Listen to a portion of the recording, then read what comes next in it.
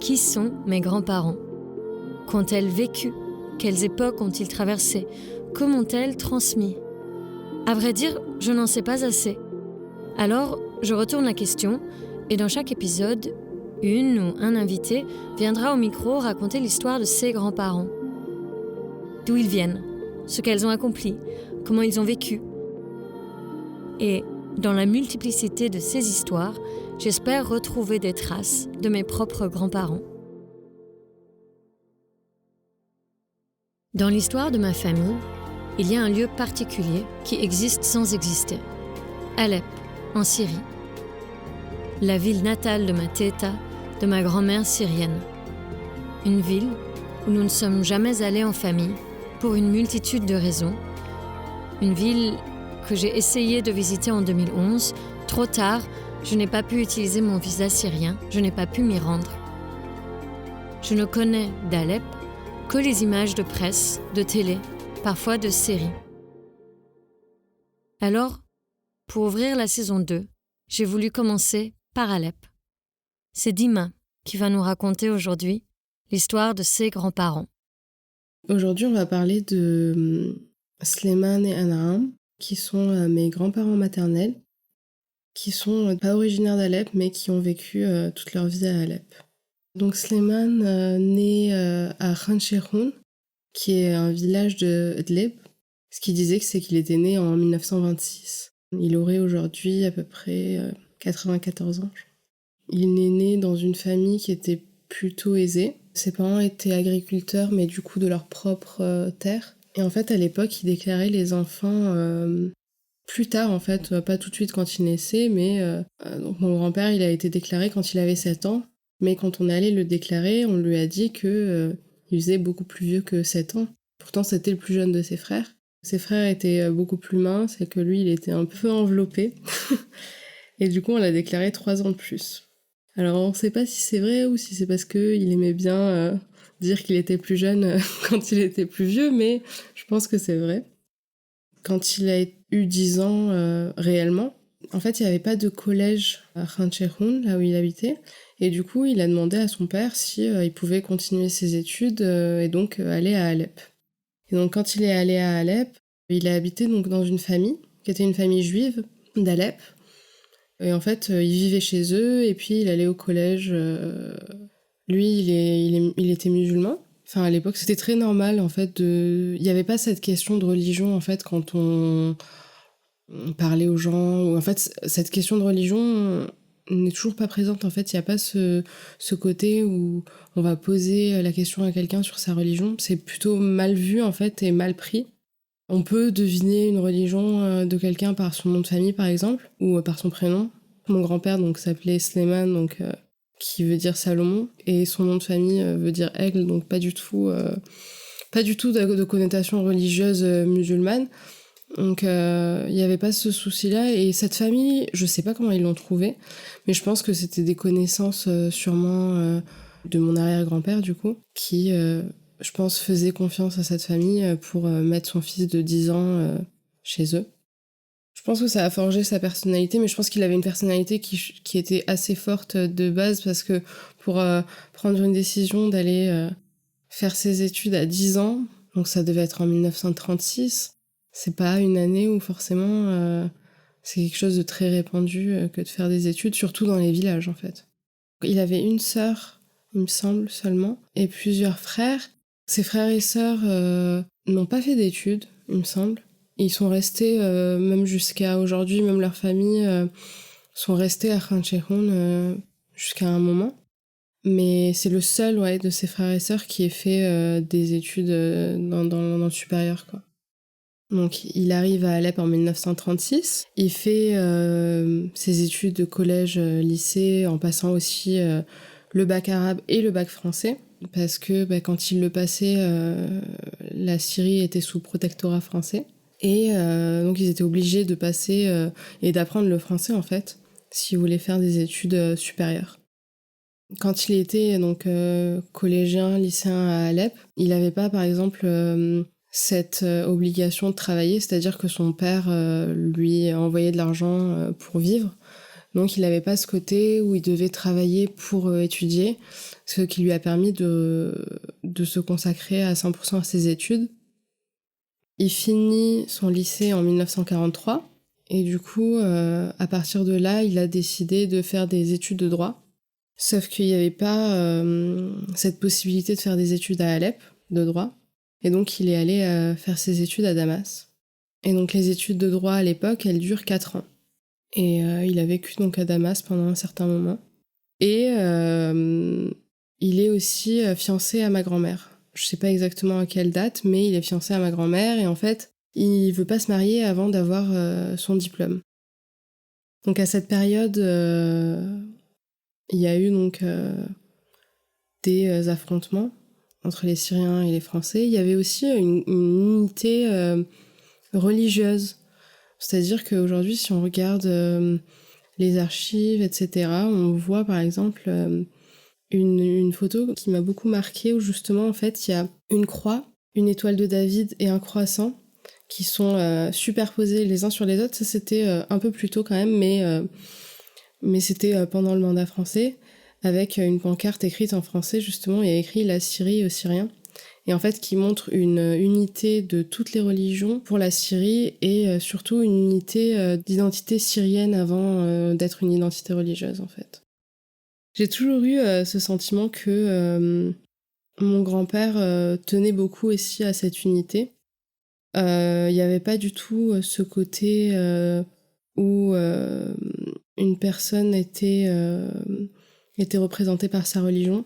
C'est-à-dire que je l'ai jamais entendu dire qu'une personne était chrétienne, juive, musulmane. Et en fait, il avait même fait le choix d'habiter dans un quartier chrétien. Donc c'était vraiment quelque chose qui était vraiment pas primordial. Ou en tout cas, peut-être que ça l'était, mais dans un sens où ça l'était dans un sens unitaire. C'est-à-dire que tant qu'on était tous unifiés, la religion n'était pas quelque chose qui passait avant l'arabité et surtout la syrienneté, je pense. Au moment où il est à Damas, il y a une quête d'indépendance du peuple syrien. Et le 17 avril 1946, la Syrie, en fait, obtient son indépendance. Donc c'est la date officielle de l'indépendance de la Syrie encore aujourd'hui. Et à partir de là, donc, la Syrie n'est plus sous mandat français. Un an plus tard, en 1947, mon grand-père et ma grand-mère se marient dans une Syrie indépendante.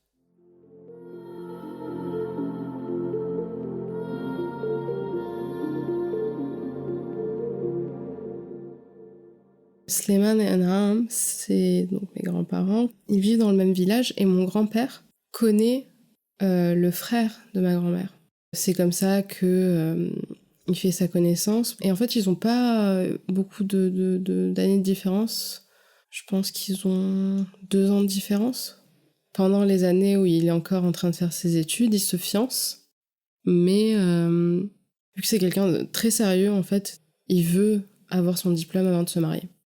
Les parents de ma grand-mère sont morts jeunes. Et donc elle était jeune, mais elle venait de se marier. Donc pour elle, c'était pas trop compliqué. Mais elle a une petite sœur qui a 10 ans de moins qu'elle. Quand ils sont morts, elle était encore très petite, quoi. Mon grand-père et ma grand-mère ont élevé la sœur de ma grand-mère. Et moi, je pensais qu'en fait, ils avaient attendu de la marier pour avoir des enfants. J'ai découvert que non, en fait, pas du tout. La sœur de ma grand-mère a vécu avec ma tante aînée et 2 de mes oncles. Et en fait, ensuite, elle s'est mariée donc chez ma grand-mère et mon grand-père. Mais c'est mon grand-père qui l'a aidée financièrement pour ça et qui l'a soutenue jusqu'à ce qu'elle soit mariée, quoi. Donc quand il rentre à Alep avec Anaham, après avoir été diplômé, il commence à travailler en tant qu'avocat. Et puis, il a ses premiers enfants. Son premier enfant né en 1948, donc un an après son mariage. Et puis en 1958, il est promu maire d'Alep, donc en fait en arabe c'est exactement Raïs Baladiye. Et au même moment, il est directeur du bureau des dotations religieuses pour l'islam, qu'on appelle en arabe Moudir Awaf. Quand il est maire, en fait, c'est donc en 1958, au moment où notamment Jamal Abdel Nasser, président égyptien de l'époque, rend visite au président syrien et donc vient faire une visite à Alep. Et donc à ce moment-là, vu que mon grand-père est maire, il va le recevoir. Jamal Abdel Nasser, qui est quelqu'un qui peut être aimé ou pas dans les pays de l'Orient, c'est quelqu'un qui prônait cette arabité des peuples, cette unité des peuples, justement, du peuple syrien et du peuple égyptien, qui ont d'ailleurs été presque, ou même un pays à un moment, avec un drapeau commun, etc. C'était quelqu'un qui, pour ceux qui s'identifiaient à cette arabité à l'époque, était très important, quoi. Je sais qu'il était plutôt fier de cette rencontre, dans le sens où mon grand-père avait cette fierté, parce qu'il avait ce côté où il était fier d'être arabe, quoi. Mais quand il en parlait, moi j'étais assez jeune, et du coup, c'est vrai que c'est triste, mais ça m'intéressait pas autant que ça pourrait m'intéresser aujourd'hui. Donc je posais pas autant de questions. Aujourd'hui, ça m'intéresse beaucoup plus, et puis depuis quelques années, en fait, je pense, notamment avec la guerre en Syrie, cette envie d'en savoir plus sur son pays, d'en savoir plus sur ce que mon grand-père a apporté à ce pays aussi et à cette ville. Et ce besoin d'en connaître plus sur ma propre identité, je pense. En 1958, il est à la fois maire d'Alep et directeur du bureau des dotations religieuses pour l'islam, et donc il a un train de vie qui est assez privilégié, on va dire, quand même, pour l'époque, c'est-à-dire que le matin, une voiture vient le chercher pour aller au travail. Ensuite, sa journée se termine donc en début d'après-midi, il me semble. Donc il va rentrer, manger, passer du temps un peu avec sa famille, faire la sieste, c'est quelque chose de très syrien, bon, en tout cas très oriental. Et puis le soir, il va aller à des concerts, des soirées avec ses amis. C'était quelqu'un qui était très très sociable, très apprécié aussi, parce qu'encore aujourd'hui, les gens qui en parlent de manière très, très positive et très respectueuse. Et puis en fait, comme il a la faute de poste, on lui demande de faire un choix, c'est-à-dire qu'il peut pas occuper ces deux postes en même temps. Et il va choisir d'être directeur du bureau des dotations religieuses pour l'islam, ce qui implique gérer toute l'administration en fait de ces endroits, donc toutes les mosquées, tout ce qui a un rapport à la religion musulmane, et aussi les personnes qui vont être représentantes dans les mosquées de cette religion, les relations avec aussi le clergé chrétien, parce qu'en fait, dans chaque religion, il y a une personne qui va être directeur du bureau des dotations religieuses. Donc pour les chrétiens, il va y avoir quelqu'un, et pour les musulmans, il va y avoir quelqu'un. Et donc en fait, c'est même lui qui va donner son avis sur qui va faire l'appel à la prière. Et justement, à un moment, il va choisir Sabah Fakhri, qui est un grand chanteur syrien alepin, qui détient, je crois, le record du plus long concert, qui est un concert de 19 heures, je crois. Et en fait, qui va faire les appels à la prière, mais qui n'est pas du tout un homme de religion. C'est juste qu'il a une voix qui permet de... Et c'est là aussi qu'on voit ce côté très ouvert, en fait, dans le sens où on va pas imposer que la personne soit religieuse ou pour qu'elle puisse tenir un poste. Je pense que il voyait un certain prestige justement dans le fait d'être directeur du bureau des dotations. Et peut-être que ça l'intéressait plus d'apporter, par exemple, architecturalement, en demandant la construction de mosquées, que politiquement, peut-être.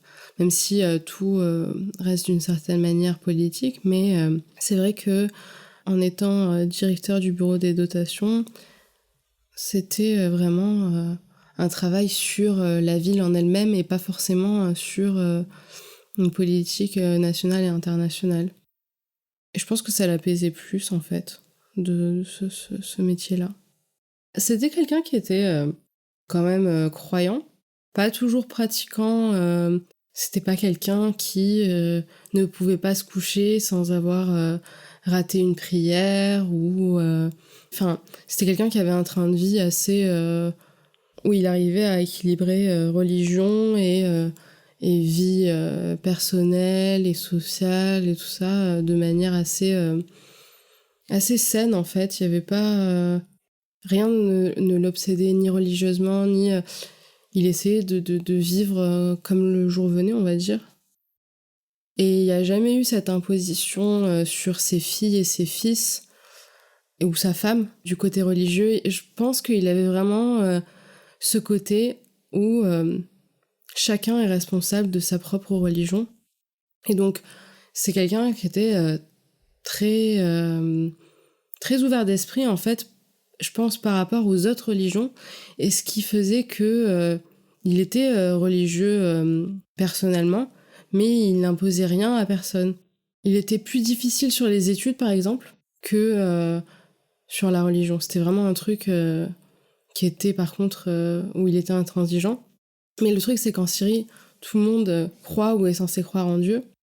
Et donc, c'est déjà une base, en fait, dans l'éducation générale.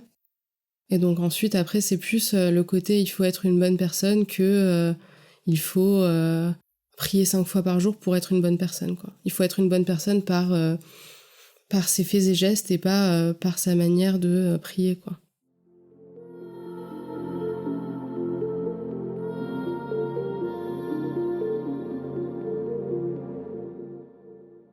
Anaham est originaire de Hama, qui est une ville de Syrie, mais elle habite Khan Sheikhoun, qui est le village de mon grand-père.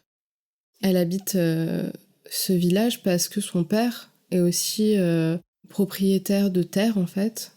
Elle n'allait pas à l'école, mais elle apprenait à lire et écrire plus à lire qu'écrire en général, chez les...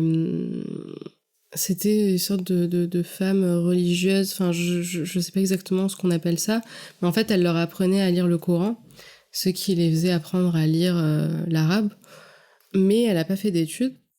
Et ensuite, donc quand elle s'est mariée, elle a eu quand même en tout 11 enfants. Et il y en a 10 qui sont encore vivants.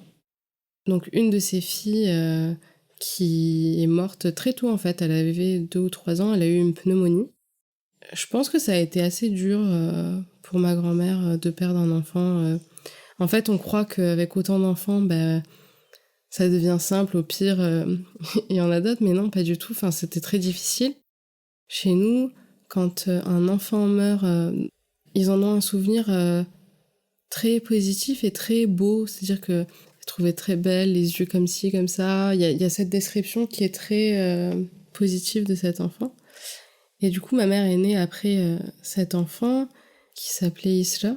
Et ça a eu un impact sur l'amour que ma grand-mère pouvait porter à ma mère, qui était plus développé, je trouve. Slimane et Anaham, ils ont leur premier enfant en 1948. Ensuite, ils en ont donc 10 de plus. Et en fait, certains, donc forcément, deviennent adultes pendant que d'autres sont encore enfants ou à l'école. Par exemple, mon oncle, qui est le plus vieux, il est né en 1948, donc il a 73 ans. Et ma tante, qui est la plus jeune, je pense qu'elle est née en 1967 ou 1968. Donc il y a presque 20 ans de différence entre le plus vieux et la plus jeune. Du coup, ils vont passer du temps ensemble, mais ils vont pas forcément être tous proches les uns des autres, parce qu'ils vont pas du tout avoir les mêmes âges. Par contre, je sais que toutes mes tantes sont quand même, et ma mère sont assez proches entre elles. Mon premier oncle, il va faire des études d'architecte, mais il va les faire à Alep. J'ai un autre oncle qui va faire des études de médecine, mais en Russie, il va partir en Russie les faire, et puis un troisième oncle qui va les faire en Égypte. Par contre, mes tantes et ma mère ont fait leurs études à Alep et Damas. Et la plus jeune, par exemple, a fait aussi des études d'ingénieur. Il n'y avait pas en fait ce côté les hommes font des études et les femmes non. C'était évident que tout le monde devait faire des études, et ça, c'est quelque chose qui est présent dans mes deux familles, maternelle et paternelle. Par contre, c'était presque majoritairement des études scientifiques, à part pour une tante qui a fait des études d'art. C'était très rare à l'époque que ce soit accepté, ce genre de truc, mais du coup, voilà. Encore et toujours, je pense. En Syrie, il y a un système de bac du même style que le bac en France, mais il y a un type de bac scientifique, il y a un type de bac littéraire. Il est noté sur 260, mais la note officielle qui compte pour pouvoir avoir accès à des études, c'est 240 en fait. Les 20 points restants étant les points d'examen religieux. Donc pour les chrétiens, ça va être un examen sur leur religion, et pour les musulmans, un examen sur leur religion. Et en fait, pour accéder à des études notamment la médecine par exemple, il faut avoir presque la note dans son entièreté, donc ça va sur du 237, sur du 240. Et donc forcément la médecine, c'est le Graal. Et puis après, il y a tout ce qui est ingénierie, enfin toutes les études qui permettent ensuite un métier sur lequel on peut mettre un nom, je pense, et qui est sympa de présenter en société. Et en général, c'est moins bien vu de prendre un bac littéraire qu'un bac scientifique. Et en fait, le bac littéraire va pas permettre l'accès à des études scientifiques, contrairement à ici où on peut toujours s'inscrire à la fac, même si ça reste compliqué pour la suite. Là-bas, ouais, ça compte vraiment par rapport aux notes et au bac. Et donc, en passant le bac scientifique, on s'ouvre plus de portes, quoi. Je pense que tout le monde était assez satisfait de faire des études scientifiques, mais est-ce que c'était pas par habitude ? Et en fait, des fois, on se rend pas compte, mais on est habitué à quelque chose, et du coup, on se pose même plus la question de est-ce que j'aurais pu faire autre chose ? Mon grand-père fait le choix d'habiter dans un quartier chrétien, mais pas spécialement stratégiquement, c'est juste que c'est le centre-ville, en fait. Et il n'y a pas ce côté quartier chrétien, musulman, etc. Enfin, c'est pas vraiment une question qui se pose, quoi. Et donc, dans les quartiers chrétiens, l'école a des sœurs qui vont donner cours, ou pas forcément toujours donner cours, mais ça peut être donc donner cours ou être là, en fait. Il y a une présence religieuse, en fait, chrétienne. Mais même dans une école à majorité chrétienne, l'élève musulman va quand même avoir ses cours de religion musulmane. C'est toujours adapté de manière à ce que chaque étudiant se sente, quelle que soit sa religion, chez lui, quoi. Et donc, ma mère et mes tantes vont aller dans des écoles comme ça, mes oncles aussi. Ça permet juste une cohésion et une cohabitation, en fait, qui représente le pays et qui est présente dans l'école aussi. Et ça permet de découvrir les cultures religieuses aussi des uns des autres.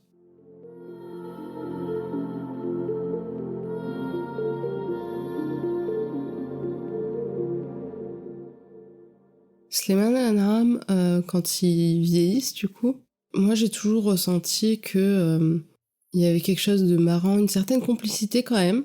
Je me souviens que quand j'étais petite, ça me faisait toujours rire parce que ils se donnaient des petits surnoms, en fait. Je trouvais ça marrant parce que c'était mes grands-parents, et du coup, je trouvais ça mignon qu'elle, elle l'appelait Saloum pour le Slimane, et lui, des fois, il lui disait Naoumé. Mon grand-père, en vieillissant, il a beaucoup perdu de son sérieux.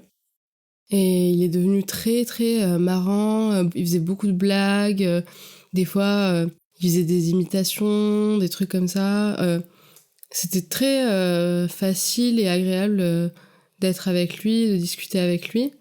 En plus, vu que nous, on était les petits-enfants qui avaient grandi en France, il aimait beaucoup aussi nous raconter ce côté de lui, ce qu'il savait du français. Il avait plein de bouquins qu'il nous a donnés, justement. C'est les vieux bouquins de Molière, tout ça. Et ça lui faisait trop plaisir de nous les donner parce que ça faisait vraiment... moi, c'est mes trucs que j'ai achetés quand j'étais quand j'étais au lycée, et maintenant je vous les donne. Mon grand-père, c'était quelqu'un qui aimait beaucoup sortir. En fait, vraiment, c'était quelqu'un qui, au moins une fois dans la journée, où il allait faire un tour, aller voir du monde, quoi, parce qu'il avait besoin de ça, quoi. Et c'était quelqu'un qui avait une place assez importante dans la société, mais qui n'était pas du tout du genre à se considérer supérieur ou quoi. C'était vraiment quelqu'un de simple, en fait, et qui allait vers tout le monde. C'était pas... oui, moi, je suis...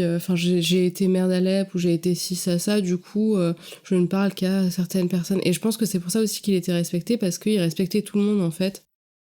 Slimane est décédé en 2007, donc moi j'avais 14 ans. Et à cette époque, on vivait à Alep, ce qui fait qu'on avait pris cette habitude d'aller chez mes grands-parents très souvent, de les voir très souvent, donc c'était un peu difficile. Et puis il y a ce truc en Syrie où quand quelqu'un meurt, il faut faire face à tout le monde en fait. Tout le monde vient pour présenter ses condoléances et tout ça. Après, vu que j'ai beaucoup de cousins, c'est vrai que ça facilite les choses, en fait, d'être entre cousins, de se soutenir, et puis même mes tantes et mes oncles entre eux, du coup, ça crée une unité, quoi. Ça facilite les choses, même si c'est jamais facile, quoi. Et Anam, je pense que ça a été très dur, parce que c'était quand même son compagnon de tous les jours, quoi. Genre, ils ont 2 canapés dans le salon. Lui, il a son canapé, elle a son canapé, ils sont toujours l'un en face de l'autre, quoi. Et du coup, je pense que ça a été très dur, mais je viens pas d'une famille qui est du genre à beaucoup exprimer, en tout cas du côté de ma mère, ses sentiments, quoi. Et donc, il y a beaucoup ce côté de je garde en moi, moins chez ma grand-mère, mais quand même. Il est mort 4 ans avant la guerre. Et c'est vrai qu'aujourd'hui, je me dis que heureusement qu'il a pas vu ce qui s'est passé et comment a été détruit le pays, parce que il a beaucoup... déjà, il a travaillé dans tellement d'endroits qui aujourd'hui ont été détruits. Et puis, c'est sa ville, quoi. Donc, c'est la ville qu'il a le plus connue, quoi. Et donc, c'est très, très difficile. Je sais que c'est très difficile pour moi. Alors, pour quelqu'un qui a toute sa vie là-bas, je pense que ça aurait été très, très difficile. Même plus difficile que pour ma grand-mère, parce que c'est quelqu'un qui sort beaucoup et qui voyait beaucoup de monde et qui voyait beaucoup la ville et qui connaissait surtout l'histoire de la ville. Je pense que c'est mieux qu'il ait pas vu ce qu'il en est maintenant aujourd'hui.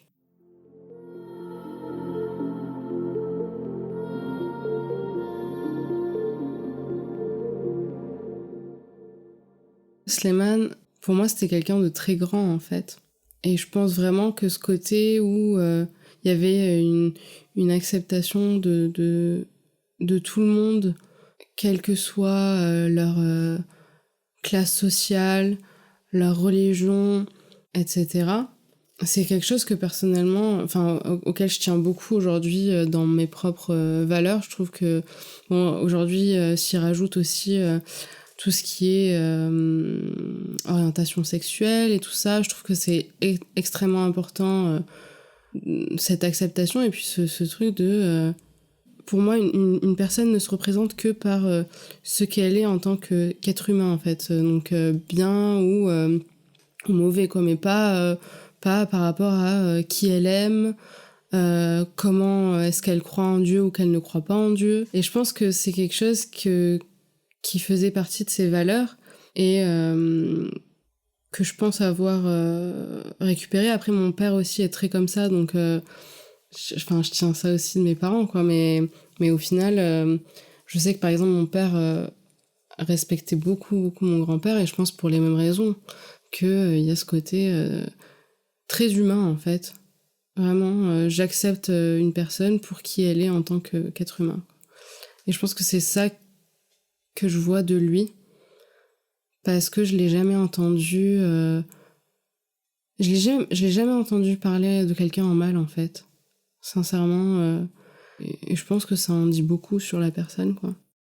Et Anam, je pense que déjà, le fait... Bon, ça, c'est, c'est beaucoup plus... de marcher pieds nus tout le temps, ouais. Ma mère déteste ça, mais apparemment, je suis comme ma grand-mère.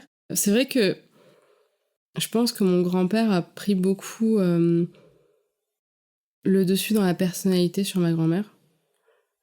Mais ma grand-mère, c'est quelqu'un... Enfin, moi, je suis quelqu'un aussi qui a plutôt confiance en... J'ai confiance en moi, quoi, et je pense que ça joue... Mais là aussi, du côté de mon père, c'est pareil. Mais c'est vrai que c'est quelqu'un qui a beaucoup confiance en elle, et je pense que ça m'a toujours inconsciemment montré que c'était normal, en fait, d'avoir confiance en soi, en se construisant. J'ai toujours senti aussi son amour qui était clairement là. Mais après, ouais, c'est vrai que au niveau personnalité, c'est vrai que c'est mon grand-père qui prend le dessus sur ma grand-mère. Ouais. Je sais pas si c'est un lien avec mes grands-parents, mais mes parents sont très attachés à cette culture et ils nous l'ont transmise de manière à ce que on considère que la culture française et la culture syrienne étaient toutes les deux nos cultures. Donc on se sent toutes les deux aussi françaises que syriennes depuis toujours, en fait, parce que vraiment on a été éduqués de cette manière-là. Et donc c'est vrai que c'est beaucoup mes parents qui nous transmettent toujours cette culture-là, on parle beaucoup de ça. Et en fait, mes parents connaissent leur propre histoire, en fait, l'histoire de leur pays d'origine et tout ça, donc ça joue beaucoup parce que du coup, quand j'ai des questions, j'ai des réponses. Et puis surtout, il y a cette fierté ou cette acceptation d'où on vient, c'est-à-dire que je me souviens que depuis que je suis petite et qu'on peut aborder ce sujet, je dis toujours que je suis franco-syrienne. C'est vrai que je disais je suis d'origine syrienne, mais c'était pas pour dire je suis pas syrienne, c'est vraiment parce que c'est facile de dire je suis d'origine syrienne quand on nous demande de quelle origine on est. Mais c'est vrai que depuis que je suis hyper petite, j'ai toujours dit que j'étais d'origine syrienne. D'ailleurs, souvent, on savait pas où c'était la Syrie. On me demandait si je venais de Serbie ou de Sibérie. Ouais, on me demandait s'il faisait froid dans mon pays. Et du coup, je pense que, bon, sûrement que mes grands-parents ont transmis ça à mes parents, de paternelle et maternelle, du coup, grands-parents paternels et maternels. Et du coup, par contre, ouais, je ressens plus que c'est mes parents qui m'ont transmis ça, cette proximité avec ma culture et cette appartenance importante à ma culture et mes cultures, en fait. C'est plus mes parents que mes grands-parents.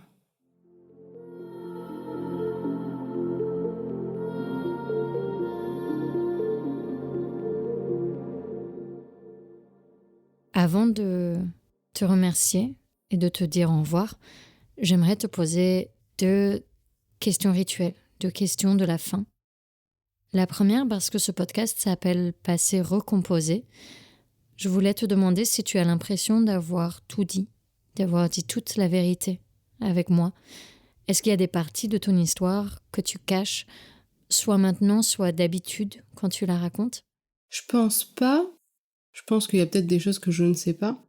Mais je parle souvent de mon grand-père parce que c'est vrai que je suis plutôt fière de qui il était. Donc c'est vrai que j'ai un peu l'habitude d'en parler. Après, je suis pas quelqu'un qui parle en général de choses personnelles. Je vais très rarement entrer dans le détail et tout ça. Donc c'est vrai que je suis toujours habituée à en parler de cette manière. Et là, je pense que peut-être qu'il y a plus de détails que d'habitude parce que ça va parler aussi de ma mère, mes tantes, etc. Même moi, du coup, et la transmission que j'ai pu recevoir. Du coup, peut-être que c'est devenu une narration sans que je m'en rende compte. C'est des histoires qu'on m'a racontées, donc peut-être que quelqu'un a recomposé avant moi. Et la deuxième question que j'aimerais te poser, c'est si tu avais un grand pouvoir, une baguette magique, si tu avais la possibilité de changer quelque chose dans l'histoire de tes grands-parents, dans leur vie, est-ce que tu changerais quelque chose ? Je pense que si j'avais une baguette magique, je permettrais à ma grand-mère de faire des études. Mais pas permettre dans le sens autorisation, mais dans le sens où c'était moins commun pour les femmes à son époque, parce que elle doit être née en 1928, quoi. Elle n'a pas forcément vécu un truc où, par exemple, ses frères étaient mieux traités qu'elle, tout. Elle avait qu'un seul frère, donc... Mais je pense que ça lui aurait apporté quelque chose. Après, c'est vrai que j'ai été beaucoup élevée dans ce monde-là d'études et tout ça. Mais aujourd'hui, plus j'avance dans la vie, plus je me rends compte que c'est pas forcément ça qui fait qu'une personne a plus d'ouverture ou a plus de...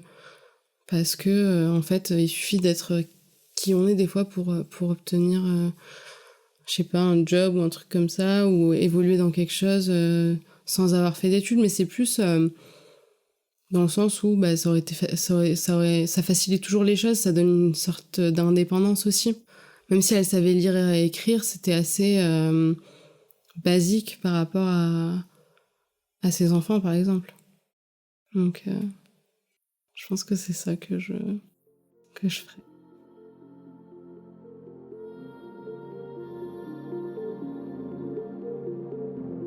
Merci à Dima pour ce partage. Merci de m'ouvrir une fenêtre sur la ville de ma teta. Je continuerai d'espérer de m'y rendre un jour.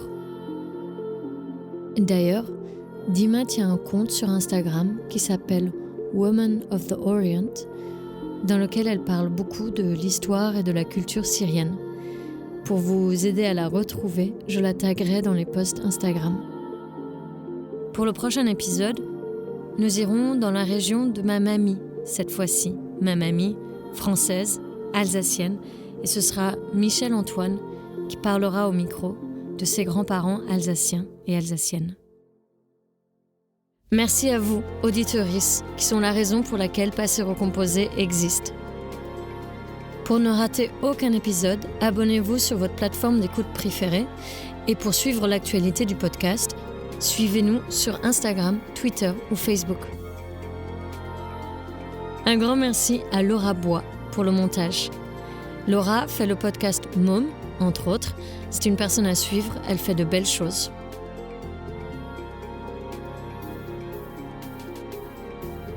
Merci pour votre écoute et à bientôt.